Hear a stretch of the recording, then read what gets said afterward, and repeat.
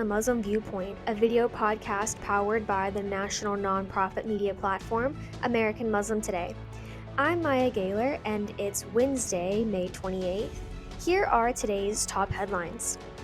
Israeli Prime Minister Benjamin Netanyahu announced that Mohammed Sinwar, Hamas's Gaza chief, has been killed. Sinwar was the younger brother of Yahya Sinwar, the mastermind of the October 2023 attack on Israel.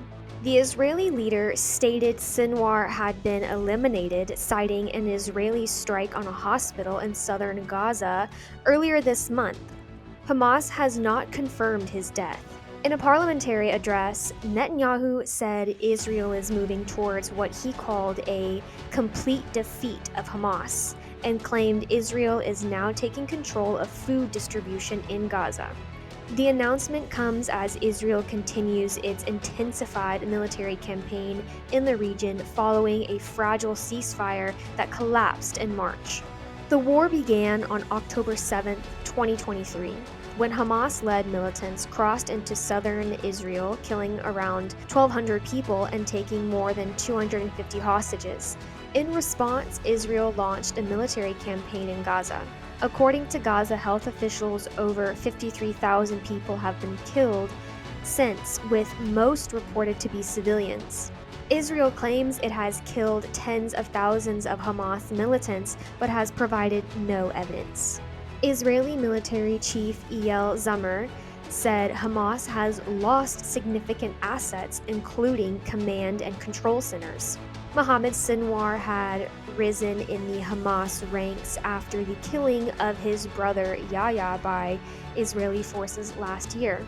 In the UK, over 800 legal experts, including former Supreme Court justices, have signed a letter calling on Prime Minister Sir Keir Starmer to impose sanctions and travel bans on Israeli ministers.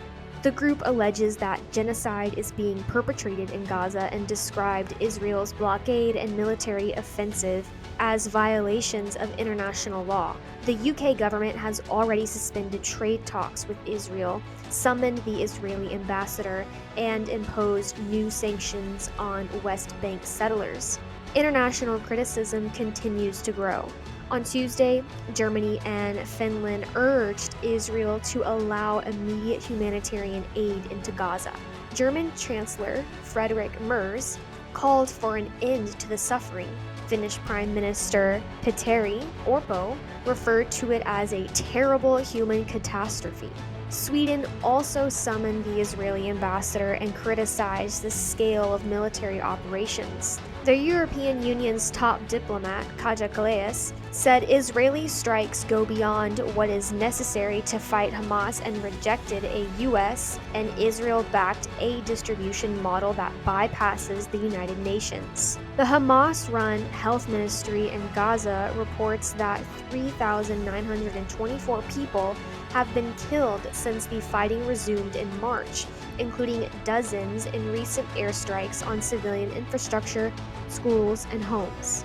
The EU has announced a formal review of its trade agreement with Israel. EU Commission President Ursula von der Leyen called recent Israeli attacks abhorrent and disproportionate. We'll continue to monitor this developing story. That's it for today's legislative update. Thank you for joining me on Muslim Viewpoint. If you value our public service journalism, please support American Muslim Today, a 501c3 nonprofit, by following us on social media at American Muslim Today or donating at AmericanMuslimToday.com. Before you go, don't forget to hit that subscribe button. Until next time, I'm Maya Gayler.